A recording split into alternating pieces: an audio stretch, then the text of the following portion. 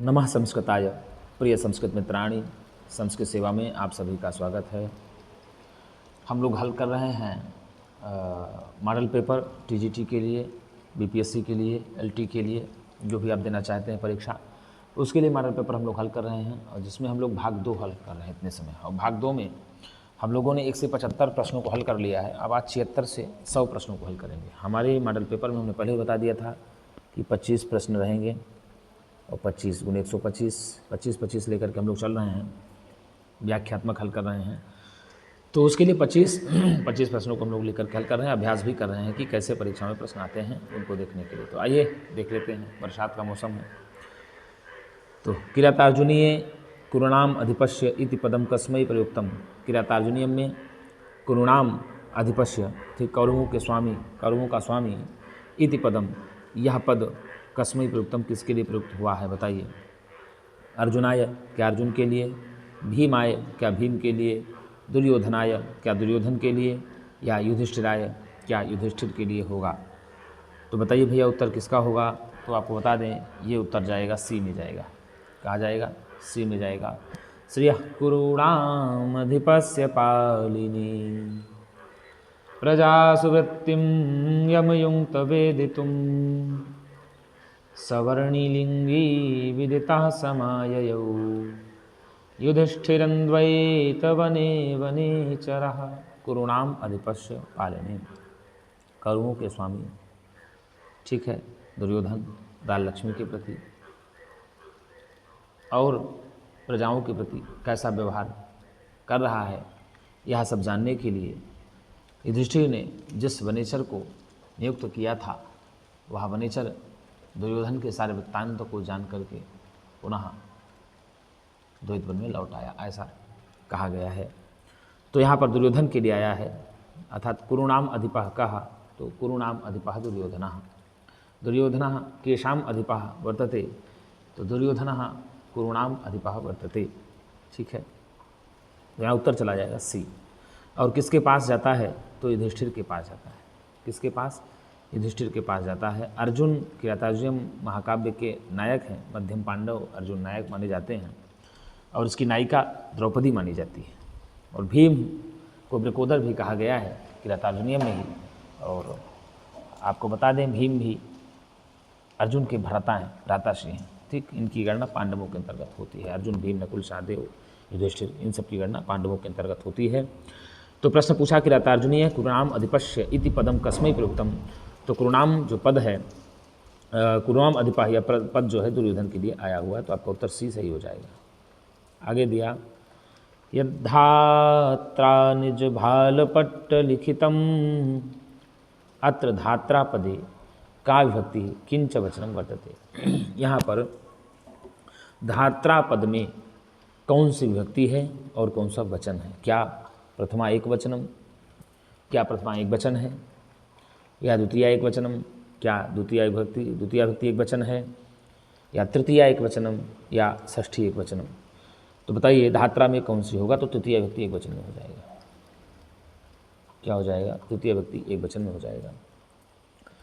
ये श्लोक है, यद्धात्रा निज भालपट्ट लिखितम स्तोकम महाद्वाधनम तत्प्राप्नोति मरुस्थलेपि नितरां मेरौचनातोऽधिकं तद्धीरो भववित्तवत्सु कृपणां वृत्तिं वृथा मा कृथा कूपे पश्य पयोनिधावपि घटो गृह्णाति तुल्यं जलम। नीति शतकम में आई है ये पंक्ति पूरा, कि विधाता ने जितना भी तुम्हारे मस्तक पर लिख दिया है, ललाट पर लिख दिया है कि जो तुम्हें प्राप्त होना है, या जो तुम्हें प्राप्त होने वाला है, या जो भी तुम इस संसार में करना चाहोगे वह तुमको प्राप्त होगा।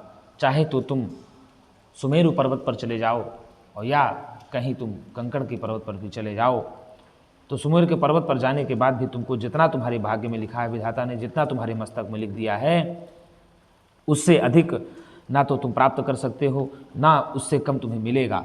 जितना मिलना है वो मिलना ही है। इसीलिए कहते हैं कि भैया पुरुषार्थ करना हमारा कार्य है, परिश्रम करना हमारा काम है, अध्ययन करना हमारा काम है, और जो हमारा काम नहीं है, रिजल्ट आएगा, वो विधाता का कार्य है और विधाता देगा ही। कभी कभी ऐसा भी होता है कि परीक्षा में बहुत मेहनत की जाती है और रिजल्ट नहीं आता, तो इसका मतलब ये नहीं है कि आपकी मेहनत बेकार है, नहीं, आपकी मेहनत और अच्छी है और विधाता ये कहना चाहता है कि थोड़ा सा मेहनत में और परिवर्तन करिए और थोड़ा सा माइंड से पढ़िए, आपका कहीं ना कहीं सफलता जरूर मिलेगी। इसलिए कभी भी हताश नहीं होना चाहिए। तो यहाँ धात्रा विभक्ति तृतीया भक्ति एक वचन में होगा। धात्री शब्द है, मूल कौन सा है? धात्री है, ये धात्री शब्द है। पिता पितरो पितरः जैसे चलता है, तो इसी प्रकार से धाता धातरम धात्रा धात्रे धातुः धातुः धातरि हे धातः। कैसे चलता है रूप? एक वचन में देख लीजिए, तृतीया एक वचन है तो पहले में चलेगा धाता धातरम, द्विवचन में। द्वितीय भक्ति एक वचन में धातरम धात्रा धात्री धाता धातरम धात्रा धात्री धातुः धातुः धातरि हे धातः। ये बन गया धाता धातरम धात्रा धात्रे धातुः धातुः धातरि हे धातः। तो तृतीय व्यक्ति एक वचन हो जाएगा, उत्तर आपका सी सही हो जाएगा। आगे दिया प्रश्न शुचौ कैतवम। तो शुचौ कैतवम, अत्र कैतवम पदस्य अर्थः कः? यहाँ पर कैतवम पद का क्या अर्थ होगा? क्या कपट होगा, या निश्चल, क्या निश्चल होगा? पवित्र, क्या पवित्र होगा? अथवा सज्जन, क्या सज्जन होगा? तो यहाँ शुचौ कैतवम कपट होगा, कपटी व्यक्ति। ठीक है, सूर्ये निर्घृणता मुनौ, ऐसे ही वहीं आया है, तो आपका उत्तर जाएगा शुचौ मतलब कपट हो जाएगा। आगे दिया शिवराज विजय आहत्य कति निःश्वासाः सन्ति। शिवराज विजय में लेकर के कितने निःश्वास हैं? 5 निःश्वास हैं क्या? 8 निःश्वास हैं क्या? 10 निःश्वास हैं क्या? 12 निःश्वास हैं क्या? तो भैया आपको बता दें, शिवराज विजय में 12 निःश्वास हैं, यानी 12 निःश्वास हैं। कितने निःश्वास हैं? 12 निःश्वास। तो चर्चा कर लें तो शिवराज विजय रचना किसकी है? तो अंबिका दत्त व्यास की है। किसकी है? अंबिका दत्त व्यास की रचना है शिवराज विजय। और यह 3 विरामों में, कितने विराम? 3 विराम और 12 निःश्वास। कितने निःश्वासों में है? 3 विराम और 12 निःश्वास हैं शिवराज विजय में। ठीक है ना? तो यदि आपसे पूछता है कि शिवराज विजय रचना किसकी है, तो बताएंगे अंबिका दत्त व्यास की है। कितने विराम हैं? 3 विराम हैं। कितने निःश्वास हैं? 12 निःश्वास हैं। और आपको बता दें, ये ऐतिहासिक उपन्यास है। कौन सा है? ऐतिहासिक उपन्यास शिवराज विजय है। और शिवराज विजय का प्रकाशन जो है अंबिका दत्त व्यास की मृत्यु के 1 वर्ष पश्चात होता है। ठीक है ना? तो उत्तर आपका हो जाएगा डी। क्या हो जाएगा? डी आपका उत्तर सही है। आगे दिया प्रश्न पा धातोः। क्या दिया? पा धातोः लृट् लकार उत्तम पुरुषैक वचने किम रूपम भवति। पा धातु का लृट् लकार उत्तम पुरुष एक वचन में क्या रूप होगा? बताइए। क्या पिबामी होगा? क्या पिबिष्यामी होगा? क्या पिबेयम होगा? क्या पास्याम हो गया? क्या? तो भैया पा धातु का लृट् लकार में रूप चलता है पास्यति पास्यतः पास्यन्ति। क्या चलता है? पास्यति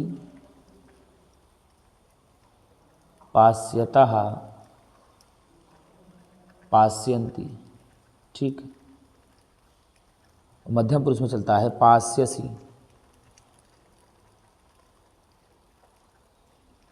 पास्यथः पास्यथ, पास्यामि चलता है,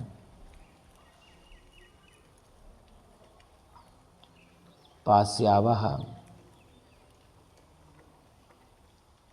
पास्यामः चलता है। ठीक है ना। पास्यति पास्यतः पास्यन्ति, पास्यसि पास्यथः पास्यथ, पास्यामि पास्यावा पास्यामा चलता लृट लकार। ठीक है ना। ये एक वचन हो गया, द्विवचन हो गया, बहुवचन हो गया, प्रथम पुरुष, मध्यम पुरुष, उत्तम पुरुष। ठीक, तो ये हो जाएगा। और पिबति पिबता पिबंती, पिबस पिबथा पिबत, पिबामी पिबावा पिबामह, तो ये गुरुजी लट लकार है। कौन सा लकार है? ये लट लकार है। और ये जो है विधिलिंग लकार है। कौन सा है? ये विधिलिंग लकार है। रूप चलता है पिबेत पिबेताम पिबेयुः, पिबेह पिबेतम पिबेत, पिबेयम पिबेयो पिबेम, ये चलता है। ये रूप नहीं चलता। ठीक, तो आपका ये विधिलिंग लकार में हो गया, उत्तम पुरुष एक वचन का हो गया, ये लट लकार उत्तम पुरुष एक वचन का हो गया, और ये लिट लकार उत्तम पुरुष एक वचन का हो जाएगा। पूछ लेगा आपसे कि संस्कृत में लकारों की संख्या कितनी है, तो आप बताएंगे संस्कृत में लकारों की संख्या है 10। आगे देख लेते हैं। ये आगे दिया भी धातु, किसका? भी धातु लट लकारे प्रथम पुरुष बहुवचने किम रूपम वर्तते। भी धातु का लट लकार प्रथम पुरुष बहुवचन में रूप क्या होगा? क्या? विभ्यंती, भेष्यंती, विभ्यति, पास्यामि। तो बिभ्यति होगा, बिभेति, विभीतः, बिभ्यति रूप चलता है। क्या चलता है? बिभेति, बिभीतः, बिभ्यति। बिभेति बिभीता बिभ्यति, बिभेषि बिभीथा बिभीथ, बिभेमि बिभीवः बिभीमः, ऐसे रूप चलता है। ठीक है। तो ना तो भेष्यति होगा, भेष्यति भेष्यतः भेष्यन्ति, भेष्यसि भेष्यथा भेष्यत भेष्यामि भेषा भेषामि, लिट लकार में चलता है। ठीक है। तो बिभ्यंति भी नहीं होगा, और ये पा धातु का ये भी नहीं होगा, और ये लिट लकार में चल जाता है। भेष्यति भेष्यता भेष्यन्ति, ये लिट लकार में। किस लकार में? लिट लकार में। और यहाँ चलता है बिभेति बिभीतः बिभ्यति, बिभेषि बिभीषा बिभीथा बिभीथि, विभेमि विभीवा विभीमा, ऐसे रूप चलता है। तो आपका उत्तर सी फॉर करेक्ट सही हो जाएगा।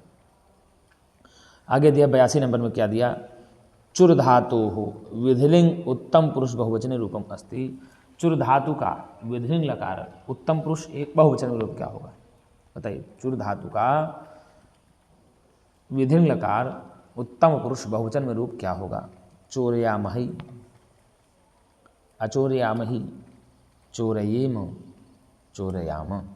बताओ भैया विधिलिंग लकार में का क्या होगा उत्तर? खटाखट आप लोग बताइए। तो 82 का हो जाएगा चोरयेम, चोरयेत, चोरयेताम, चोरयेयुः, चोरये, चोरयेतम, चोरयेत, चोरयेय, चोरयेम, चोरयेम, ये चल रहा है। तो आपका उत्तर चला जाएगा सी, आपका उत्तर करेक्ट हो जाएगा। अंबिका दत्तः संक्षिप्तम निज वृत्तांतम कुत्र लिखितवान। अंबिका दत्त व्यास ने संक्षिप्त अपना वृत्तांत वो कहाँ पर लिखे?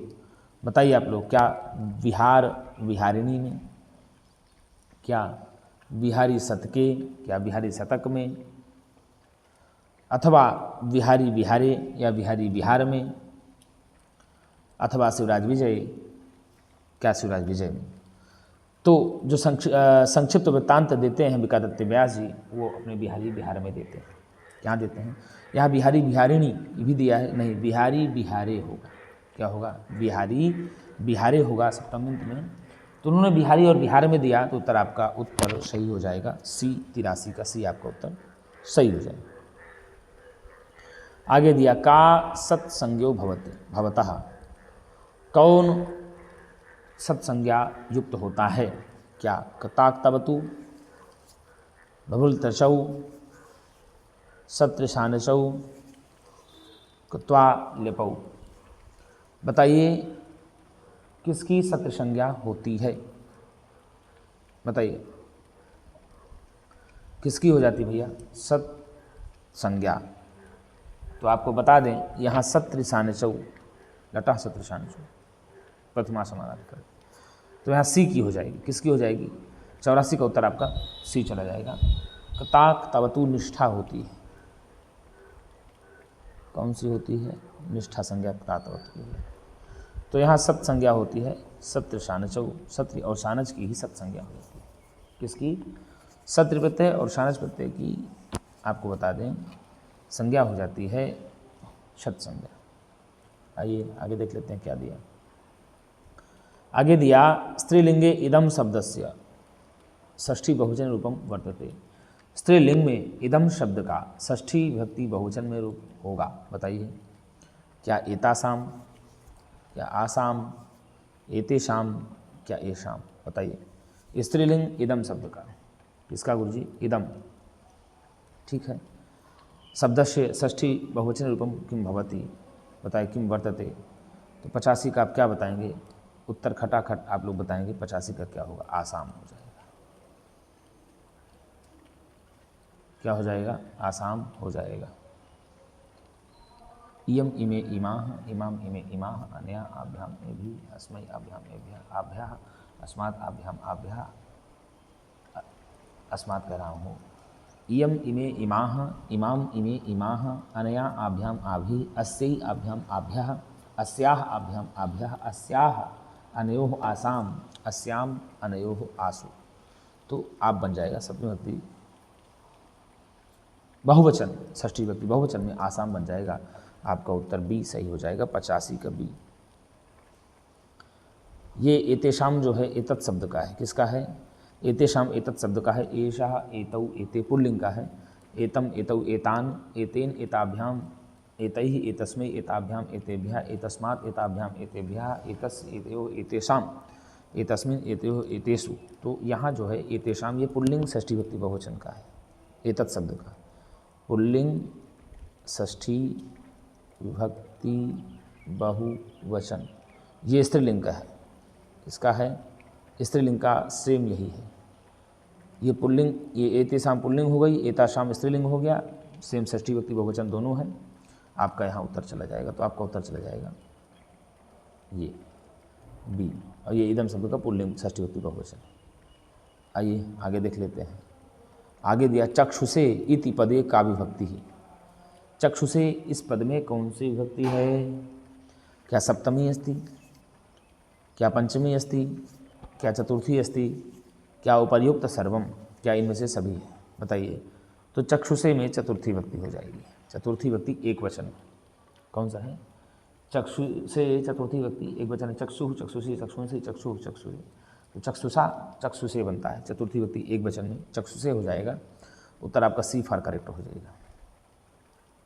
जलमुच शब्दस्य प्रथमैक वचने किम रूपम भवति। जलमुच शब्द का प्रथम विभक्ति एक वचन रूप क्या होगा? क्या जलमुची, क्या जलमुख, क्या जलमुखे, क्या जलमुचौ। तो जलमुच शब्द का प्रथमैक वचने प्रथमा एक वचन रूप क्या होगा? जलमुख, जलमुचौ, जलमुचाह रूप बनता है। क्या है? जलमुख, जलमुचौ, जलमुचाह रूप बनता है गुरुजी। तो 87 का आपका भी उत्तर सही हो जाए। जलमुचम, जलमुचौ, जलमुचाह, जलमुचा, जलमुचे, जलमुचाह, जलमुचा, ठीक है ना। तो ऐसे रूप चलता है, आपका उत्तर बी सही हो जाएगा। आगे दिया दधि शब्द से प्रथमा बहुवचने रूपम विद्यते। दधि शब्द का प्रथमा बहुवचन में रूप क्या होगा, बताइए। क्या दधिनी, दधिनी होगा क्या? दधिनी होगा क्या?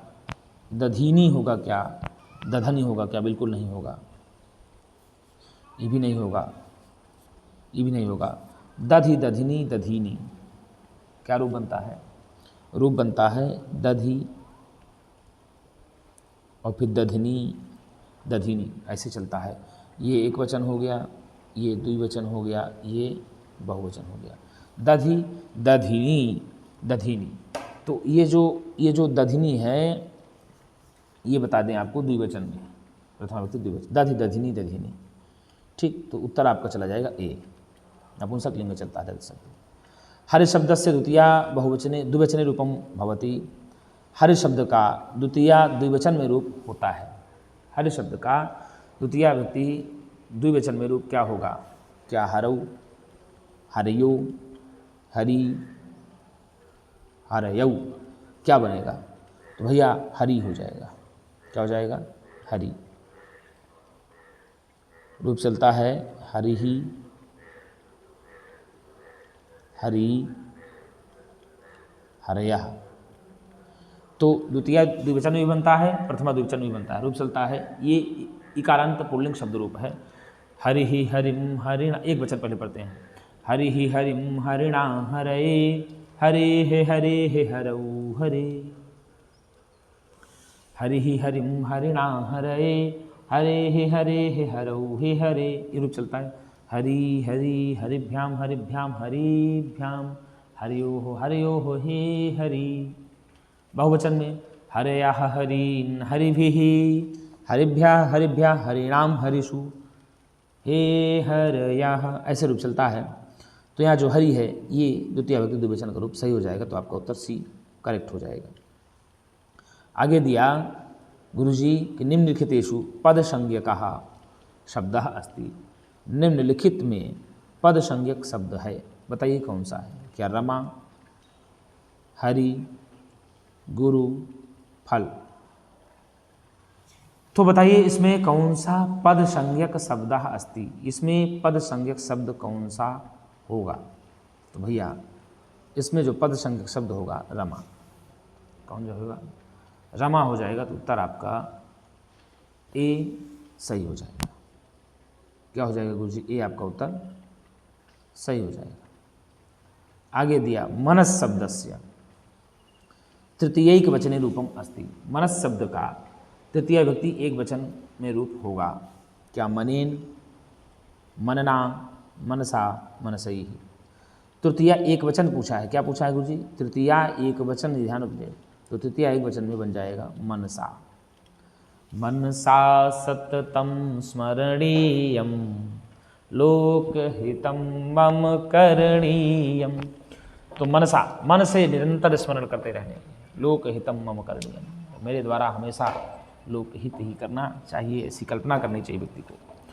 तो रूप यह मनस शब्द है, नपुंसक लिंग का रूप है। और मनस शब्द का रूप चलता है मनः मनसी मनांसी, मनः मनसी मनांसी, मनसा मनोभ्या मनोभि, मनसे मनोभ्या मनोभ्या, मनसा मनोभ्या मनोभ्या, मनसा मनसो मनसाम, मनसी मनसो मनस्सु, ऐसे रूप चलता है।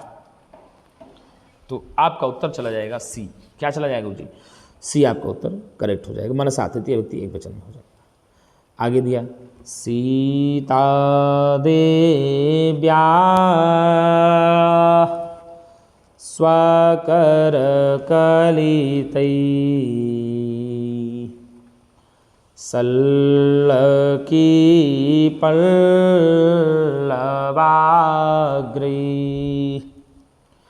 अग्रे लोलाः करिकलभको, यः पुरावर्धितो भूत्। तो उत्तर रामचरिते पंक्तियम वर्णितोस्ति। उत्तर रामचरितम में यह पंक्ति वर्णित है, बताइए किस में वर्णित है। क्या स्वगतम में, प्रकाशम, क्या प्रकाशम में, अथवा विष्कंभ के या विष्कंभक में, या निपथ्य, निपथ्य में। तो ओह, निपथ्य से ही आवाज आ जाती है कि अपने ही हाथों के द्वारा सल्ल की कोई लताओं को खिला करके सीता देवी ने जिस हाथी के पुत्र को पाला था, जिस हाथी के पुत्र को पाला था, वह आज बड़ा हो गया है। क्या हो गया है, बड़ा हो गया है, ऐसी नेपथ्य में आवाज आती है। उत्तर आपका डी सही हो जाएगा। उत्तर रामचरितम की रचना है नीति शतकम अस्ति। नीति शतक क्या है बताइए। क्या मुक्तक काव्यम अस्ति, नाट्य काव्यम अस्ति, महाकाव्यम अस्ति, खंड काव्यम वर्तते। तो नीति शतकम मुक्तक काव्य है। श्रृंगार शतक, नीति शतक, वैराग्य शतक, मुक्तक काव्य में 3 है। मुक्तकत्र करना के अंतर्गत गणना होती है। तो श्रृंगार शतक, श्रृंगार शतक, नीति शतक,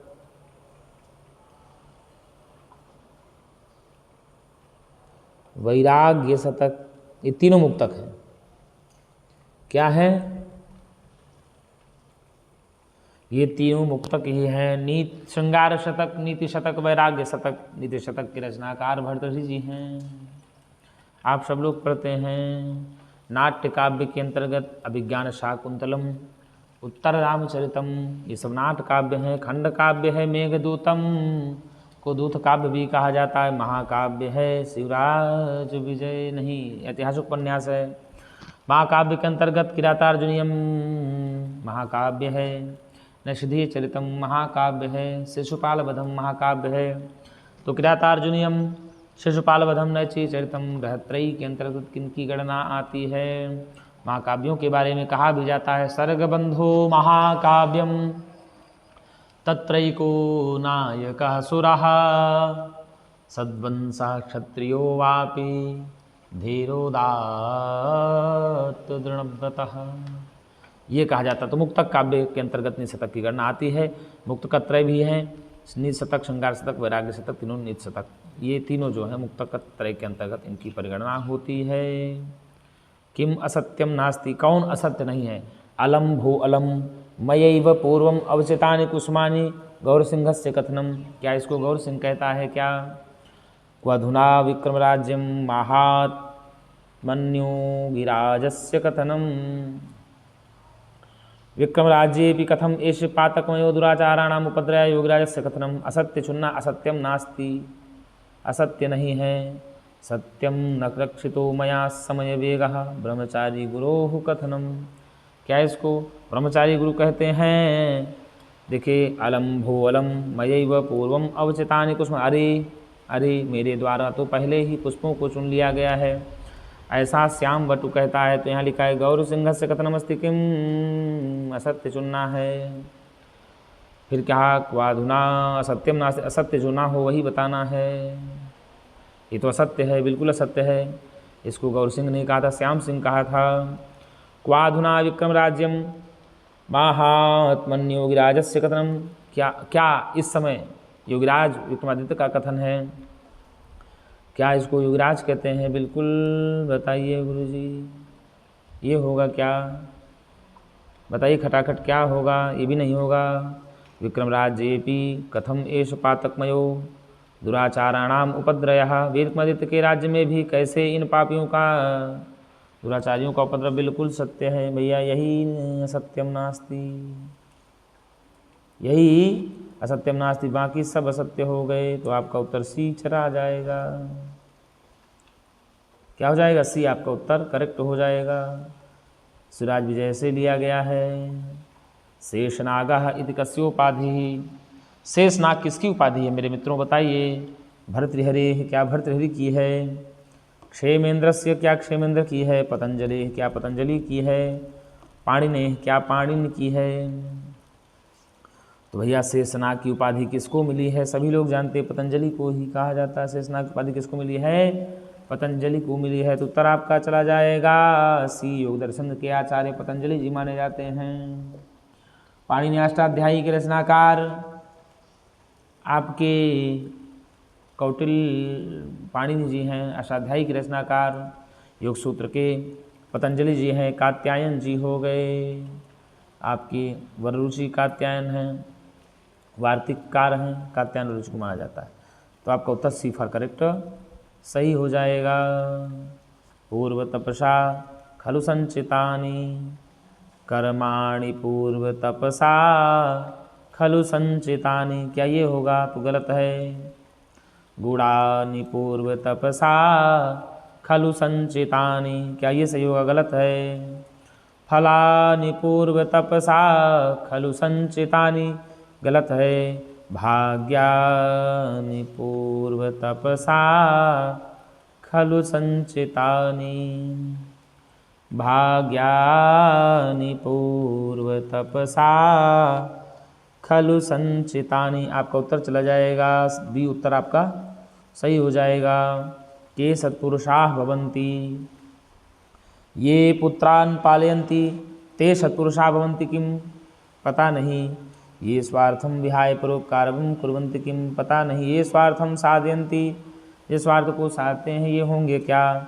येषां धनम नास्ति, जिनके पास धन नहीं है, क्या ये होंगे क्या? ये स्वार्थम विहाय परोपकारं कुर्वन्ति ते सत्पुरुषाः भवन्ति, जो स्वार्थ को त्याग करके परोपकार के लिए सोचते हैं वही सत्पुरुष हो जाते हैं। प्रारभ्य विघ्न विहिता विरमन्ति मध्या विघ्नैः पुनः पुनरपि प्रतिहन्यमाना। ये स्वार्थम निहत्य, तो यही होंगे जो सत्पुरुष, वही कहलाते हैं जो स्वार्थ को छोड़ करके परोपकार करते हैं, उन्हें ही सत्पुरुष कवि श्रेणी के अंतर गिना जाता है। उत्तर आपका बी सही हो जाएगा।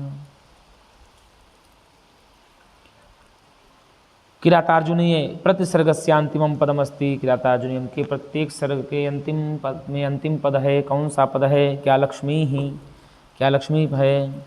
क्या विभुम, क्या विभुम है? शिवः, क्या शिव है? क्या श्री, क्या श्री है? तो भैया किरातार्जुन के अंतिम में लक्ष्मी हो जाता है। समभ्येतु लक्ष्मी।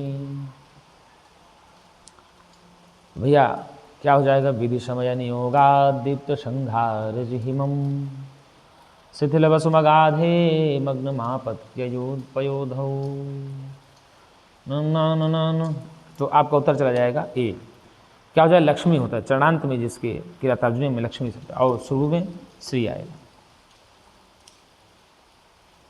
चंद्र कलेव निर्मिताम मृणाल गौरीम कस्या विशेषम अस्ति। चंद्रकला के जैसे निर्मित है, मृणाल के समान गौरी है, कमलनाल के समान गौर बरमारी कस्या विशेषण अस्ति।